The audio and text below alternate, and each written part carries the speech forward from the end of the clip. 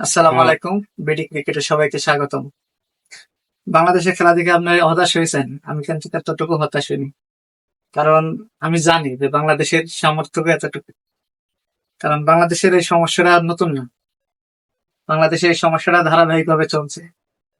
আপনারা খেয়াল করে দেখবেন যে বাংলাদেশ যখন 2023 ওয়ার্ল্ড কাপ খেলতে যায়, ঘরের মাটিতে আফগানিস্তানের কাছে সিরিজ হারলো। বাংলাদেশ ওয়ার্ল্ড কাপে যাই খুব বাজেভাবে খেলছে। নেদারল্যান্ডসের কাছে বাংলাদেশ ম্যাচ হারছে। মানে এই সমস্যাটা ধারাবাহিকভাবে চলছে বাংলাদেশের। এটা কোনো নতুন সমস্যা না।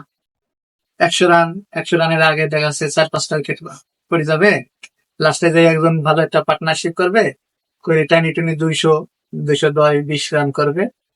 লাস্টের দিকে বলাররা আপ্রাণ চেষ্টা করবে রানটা ডিফেন্ড করার জন্য, কিন্তু পারবে না।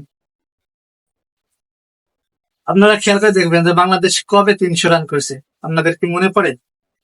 যত সম্ভব, আমি যদি ভুল করে না করে থাকি, বাংলাদেশ হয়তো ওয়েস্ট ইন্ডিজের মাটিতে যাই একটা ম্যাচে 321 রান করেছিল মনে হয়, যতটুকু জানি ভুল না করলি।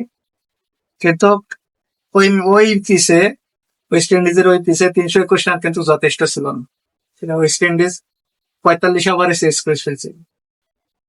ওইটা আছে আরো বেটার পিচ ছিল, ওইটায় আপনার অনায়াসে 350+ রান হতো, কিন্তু বাংলাদেশ সেটা করতে পারেনি।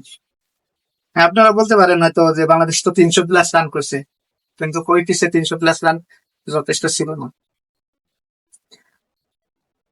বাংলাদেশ ধারাবাহিকভাবে এই সমস্যাটার ভিতরে ভুগছে। বাংলাদেশের ব্যাটসম্যানরা জানি না কবে তাদের দায়িত্ব বুঝবে। তাদের যে দায়িত্বটা বাংলাদেশের ক্রিকেটের জন্য যে দায়িত্বটা আছে, জানি না তাদের কবে বোধটা হবে। ধন্যবাদ সবাইকে, ভালো থাকবেন, সুস্থ থাকবেন, চ্যানেলটা সাবস্ক্রাইব করবেন।